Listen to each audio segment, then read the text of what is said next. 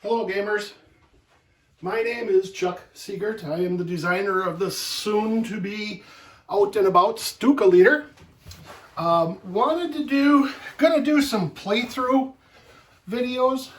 Today's video is setup. It's a setup video on how to choose your campaigns, start your campaigns, do that kind of stuff. I wanted to do this because I want people to understand how it gets done. One of the traps that a designer can fall into is I know what I need to do, but somebody who's never played the game before really doesn't. So I want to go through this with the rule book to make 100% sure that everybody knows where we are. These are all the components. Now, things like the key term sheet, the pilot skills sheet, player help sheet, player log, that kind of stuff. Make sure you've got it handy in case you need them. These are all the game components, campaign sheets. So this is all explaining what everything is. And then we get to the part, campaign setup. So this is where I want to start with how to do this. Okay, as per campaign setup, first thing you do is you choose the campaign. Well, I have decided that I can't think of a more iconic game to play than Battle of Britain. I put all of my campaign sheets in timeline order so that it's easy to find one because I know kind of where it's hiding. So this is my Battle of Britain campaign that I'm going to choose.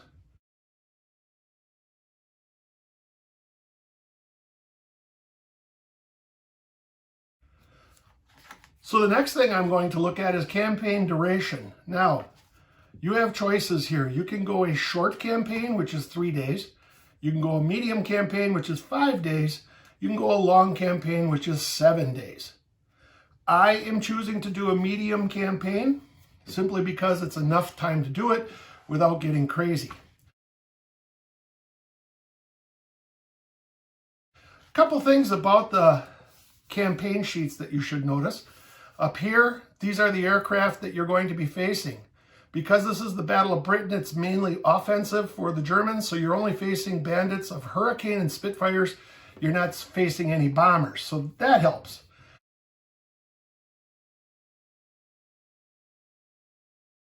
These are your special weapons that are available.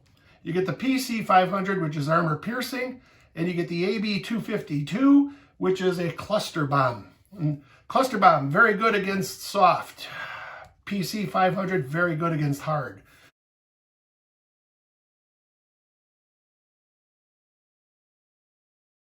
So your choices are ME-109E, ME-110, JU-87D, HE-111, DO-17, and JU-88. Your reinforcements, 1, 3, 4 average. That means if you're going a short campaign, you get 1. You're going a medium campaign, you get 3. If you're going a long campaign, you get 4. What reinforcements are is if one of your aircraft gets shot down, now you get a replacement pilot. That replacement pilot is going to be of an average quality. Again, we're early war, so the Germans have very high quality pilots. Targets, they're listed here in numerical order. I'll get to that in a second when the rules tell me to pull it out.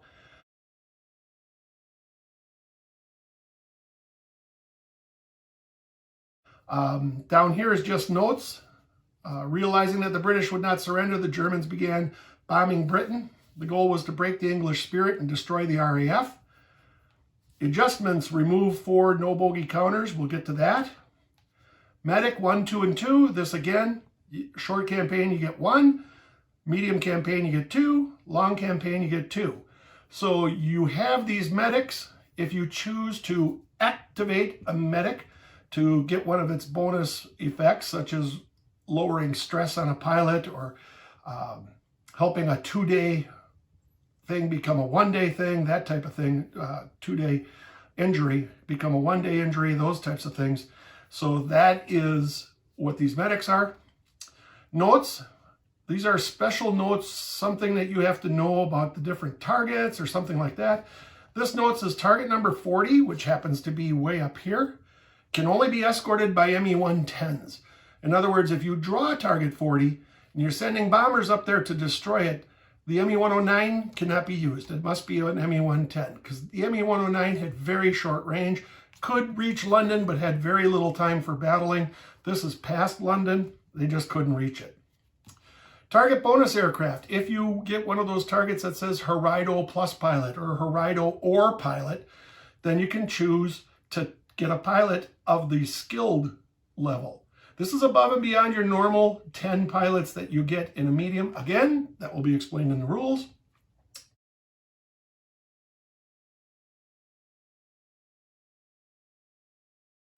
So, a medium campaign, these are the recon and intel. Again, explained in the rules. They will tell us exactly what we have to do as far as recon and intel markers.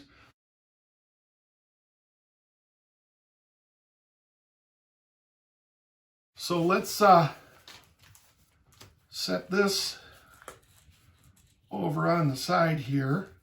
It's not something we're going to look at it every mission. Oh, by the way, before I put it away, you'll notice the colors.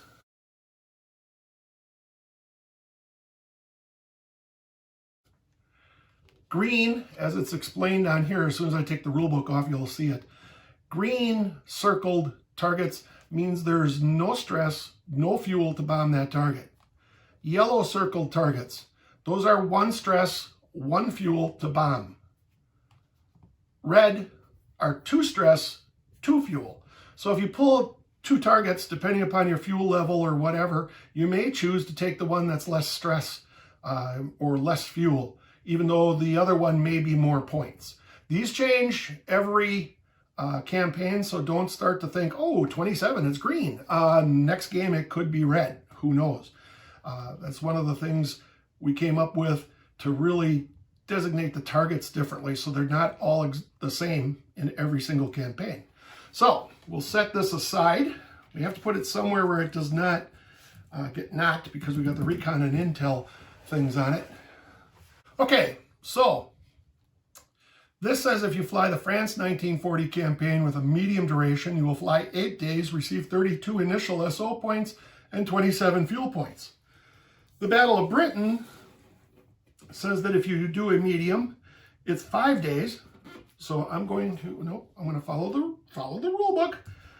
Medium is 5 days. You get 23 SO, and you get 25 fuel. Again, we're going to use these handy dandy physical copies that were reached as a stretch goal. I think they're super cool. So we'll use those to mark the fuel and everything else. All right. And we need, in this case, 21 or more points to get a great evaluation.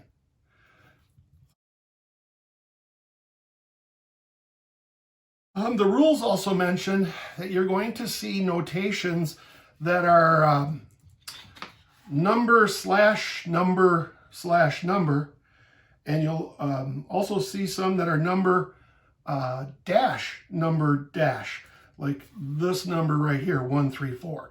Well, the number dash number, that means the amount of them you get per length. If it has a slash, that means it's cost. So slash is a cost, dash is a number of. Again, explained in the rules. I'm just going through it. Okay, so now we get the campaign tracks, which are recon and intelligence. All right, so recon and intelligence are counters that go on the bottom of your campaign sheet. They keep track. Recon tells you how many target cards you can draw, and intelligence tells you, like, no change at the start, but -1 sight, -1 sight, 1 bogey. So recon and intelligence are 2 very important things to move up. Okay, here is your recon counter. Once again, arrow pointing. So first campaign day, we get to choose 2 targets. It will again be explained throughout the rules and everything else. If you pull a target that says scramble, you must attack that target immediately. If you get one that says secondary, you can use that as a second mission of the day. Again, those are fully explained as it goes. As this moves along your track, you could get to where you're picking 4 targets, where 5 targets. The idea being that you get more of a choice of what do I want to attack, okay? So now SO points. Each campaign sheet specifies the number of special option points. With these special option points, these are the boxes. On this particular mission, we get 23 special option points. The darker colors, dark blue for SO, black for fuel, are 10s. So there is 23 SOs. Obviously, we'll break the 10s as it goes along. Okay, so I've got my 23 SO points up in the corner. This is how you purchase skills, you purchase fuel, you purchase snaps counters, any special weapons, those types of things. The weight points on special weapons, that is your cost. So in other words, these rockets weigh 1 weight point, so it costs you 1 SO in order to buy them. And at the end of the mission, even if you don't fire them, they come off of your airplane and are lost. So you have to be very careful when you use them that they are something you can use. Okay, if you're out of special option points, there is an option on virtually every situation. You can take the SO points cost, or you can decide that you're going to do something, some sort of, I don't know, suffer to stress, that kind of thing. You can choose to do that rather than pay the SO cost. And if you're out of SO cost or SO points, you must do that. Otherwise, the game ends. If you run out of SO points and you don't have the ability to do what it tells you to do, then the game's over, okay? Tactical display setup. I put the tactical display up. I figured everybody knew to put up the game board. So I had that up ahead of time. Example of campaign setup. I've got my campaign set up. The next thing I do is my target and event cards. Now, event cards, you don't have to look through them or anything like that. You can simply shuffle them and place them where they belong, which is right there where it says event deck. By the way, isn't this an amazing tactical display? Again, Vlad Tovai actually did a heck of a job putting this thing together. Okay, so my event deck goes there. My event deck is a little thicker than yours might be if you bought just the core game, because I have all the expansions, obviously, and I mix up the event cards because they're really, other than like Sandstorm, which doesn't seem right if you're going in the Battle of Britain, for the most part, they're pretty interchangeable. If I run into a weird one during the campaign, I can choose whether to follow that or pick another one. My opponent is perfectly okay with that, trust me. So the event cards are set out where they belong. The next thing you do are the target cards. Once again, I've got all the target cards put together, but when you put them together, you put them in numerical order, and then you will never use a target that is not called for in the game. So what I need to do is slide my campaign sheet back out a bit. So I get my target list. So I've got target 1, target 3, target 5, 6, 7, target 10,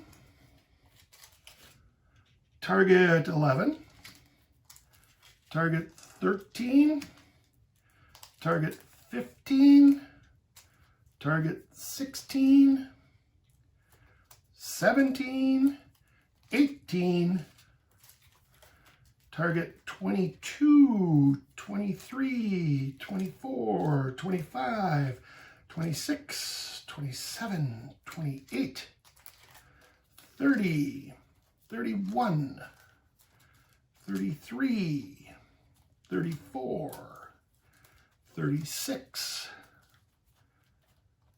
39, 40, 41, 42, 43. Okay, now that I've pulled my targets out, the next thing I have to do is shuffle them up.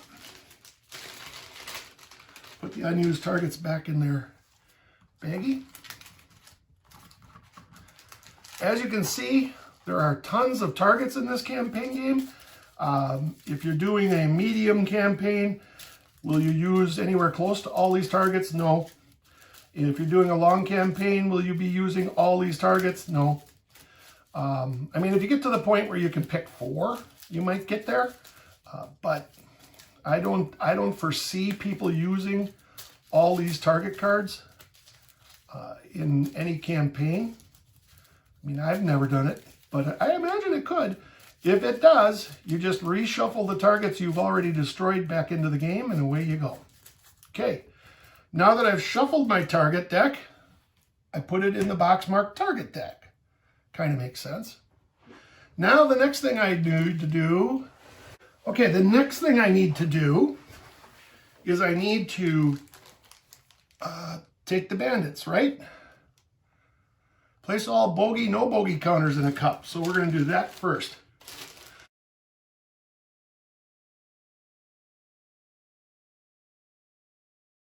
Bogey, no bogeys. Something new to Stuka Leader, new to all the Leader games.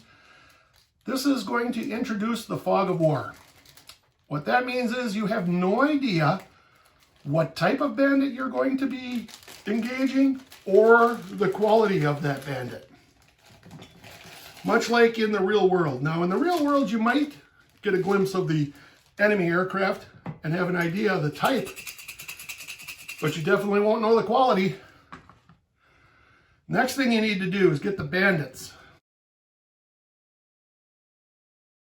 I've got the bandits all in a plastic baggie. I'm sure everybody has their different ways of putting it. But these are my core 1940 bandits and sights. So you put them all in there, even though like the bandits are French and British, but you put them all in there so that you get the correct mix of sights.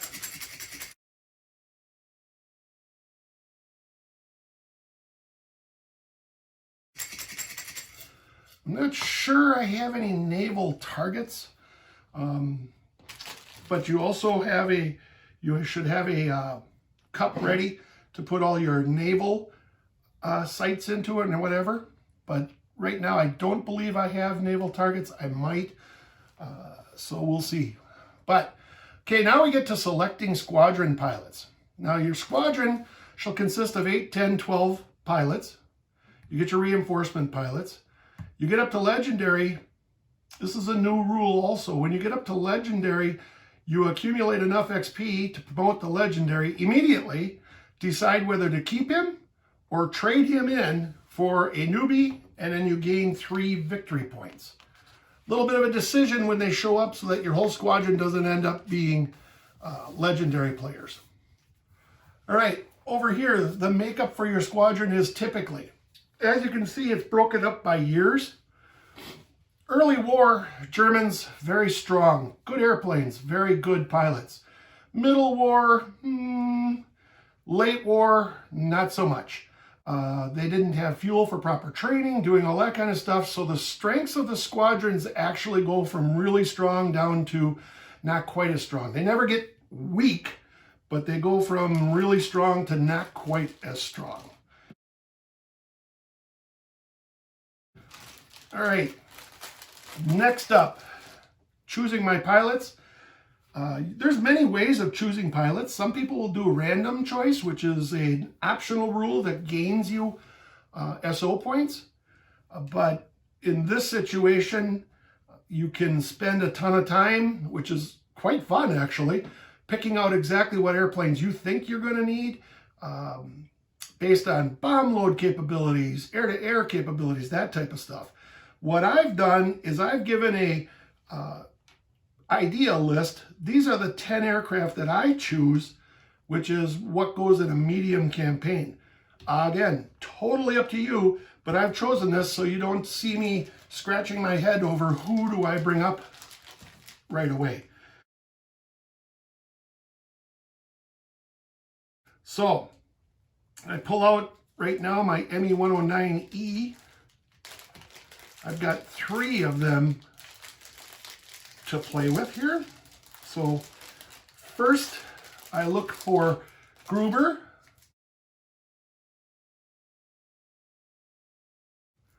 He's an ME-109E and he will be a newbie. And he's probably at the bottom of this pile. As you can see, each pilot has 3 cards. There's Gruber as a newbie. Now what I do typically is I take the other 2 cards from his folder and set them aside. Next I need Von Konzel. I'm going to apologize to Tom right now because for some reason he seems to get shot down a lot. I just want to make sure he understands that is not because the way he treated my pilot and Corsair leader. He is green. So he uses the backside of that card. So let me... All right, so the 2 extra Von Konzel go set aside. That's why if he advances or whatever, I've got the cards handy. The next ME-109 is Brecker. And Brecker is going to be an average pilot.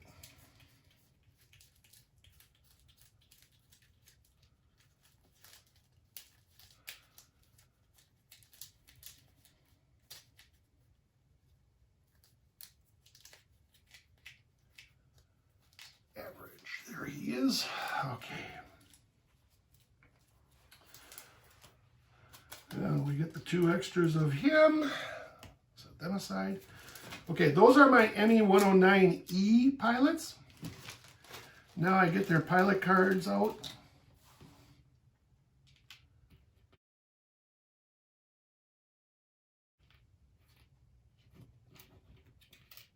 Of course, they're the last ones to fall out. There's Von Konzel. There's Gruber. And there's Brecker. Okay. Up, I've got ME-110s. ME-110s are very formidable aircraft if you go into the front of them. And they actually have a rear gun, and I will show you that on the cards. This was something that was very difficult to come up with, and once I came up with it, it was difficult to explain to DVG, but it was necessary because the ME-110 is at this time a relatively rare aircraft because it has a rear gun. It had a rear gunner along, which did not help its maneuverability, by the way.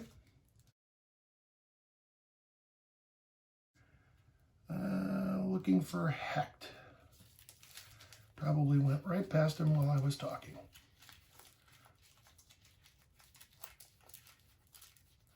There he is. Hecht is green. Okay, so he'll go there.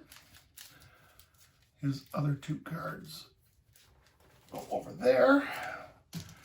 Next up in an ME-110 is Krautner.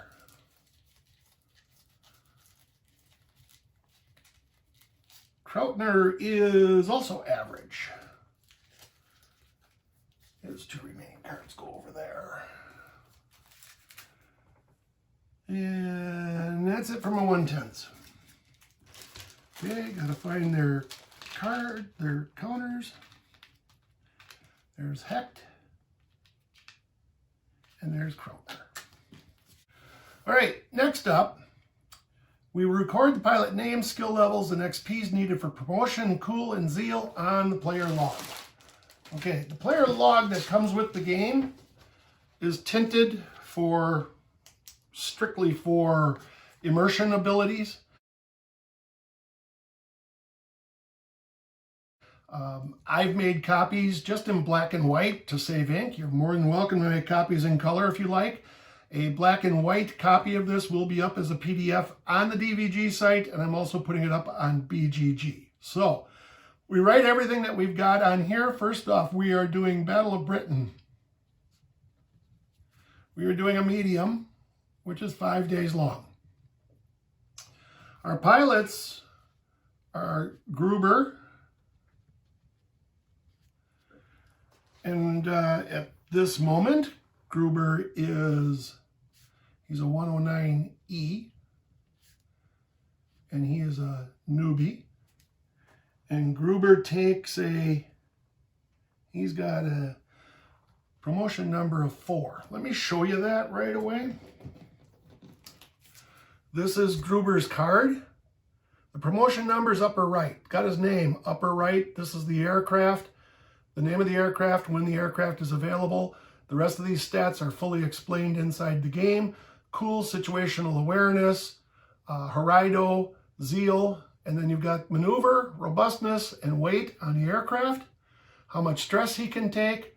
Well, before he's not okay, and once he's past 3, he's out of the line, so he's just not able to play. ATA is +1, ATG is -3, which is very typical of these types of aircraft. What it can carry is a 50 kilogram, 250 kilogram, or a drop tank. Now the 250 kilogram, there is the base one that is just the standard 250 kilogram bomb, and then there's the AB/2. As long as they're 250 kilogram, they can be carried by this airplane. And then it's FF8, means it's got forward firing guns, and they need an 8 or higher to destroy the enemy. All right, that is my squadron all filled out on the sheet. It makes it very easy to keep track of. Now, sometimes this says to keep track of stress and everything else on here. That's not the way I do it. I'll show you how I do it in a little bit. Let's set this aside for right now.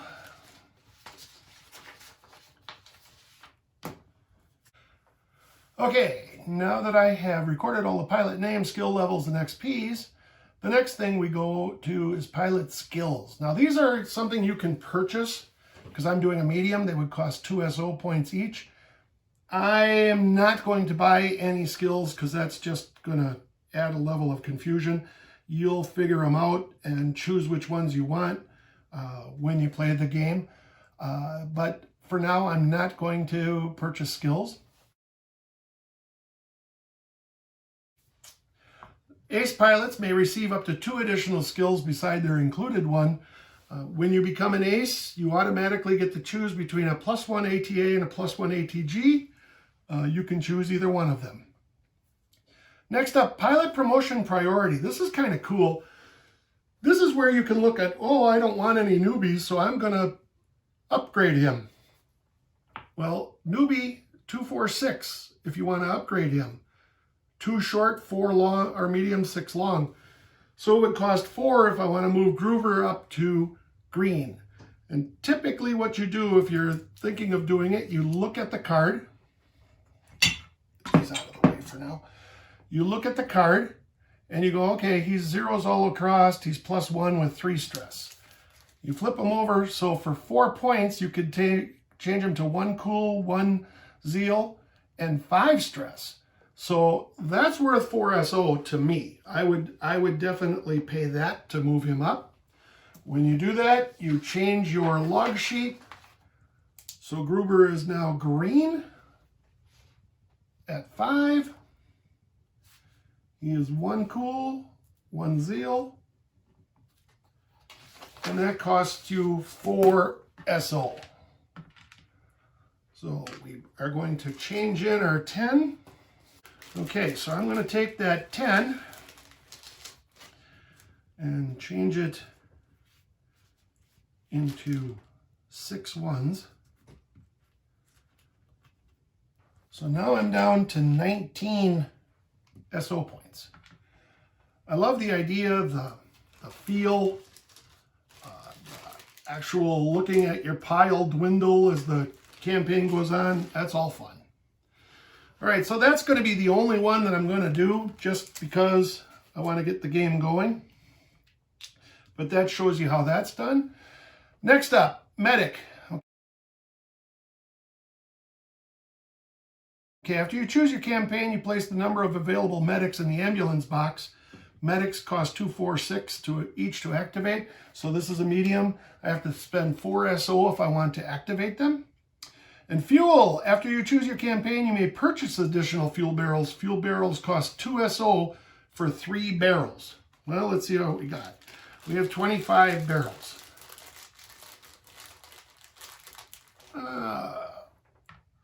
5-day campaign.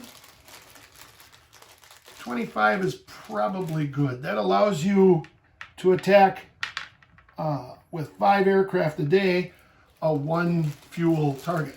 When you get a 2 fuel target, it might complicate matters a bit, but we'll see. So I'm not purchasing any extra fuel. That goes into the tree stuff. There you go, 25 of them. Again, as that starts to dwindle, you're not going to be a happy camper. At this point, I talk about a bailout rule. This, again, is another new rule. A lot of times they have SA or, SR, search and recovery or anything like that. I decided to put bailout rule in. What this means is that your pilot evacuates an aircraft. He can evacuate for any reason. He just feels like not flying anymore. Or his aircraft is destroyed or something like that. So the pilot can bail out. If they are successful, then they come back to the squadron with a +2 stress and a new aircraft, basically same card. If he's unsuccessful, he's KIA and removed from the campaign. You don't have to. I mean, when you're building your own story or whatever, maybe he's captured or do whatever, but just for simplicity's sake, the key is that he's out of the game. He can't come back. Whether he's captured or dead, doesn't matter. He can't come back. So I've gone through how to fill out the player log, and now we get to the sequence of play. And I will go through that in the next video where I will show you, starting at pre-flight, how we set everything up, draw the target cards, put out your turn counter, do all that kind of stuff. So I will see you in the next video. Again, this is Stuka Leader. Will be available very soon. It's at the printers. The printers are printing. Hopefully they're going to start printing on it Monday because it's Chinese New Year right now. So hopefully they'll start printing on it Monday, and we'll see how quick we can get it. If you have any questions, I'm on Facebook at the Stuka DVG Stuka Leader group. You can message me if you like, or also on BGG. So you can leave messages or do whatever you want to do in that area too. Any questions or anything like that, we'll see if I can answer them in a little while. Also, I did not buy any schnapps. I'm not really sure why I didn't, but I didn't. All right, we'll see you in a little bit.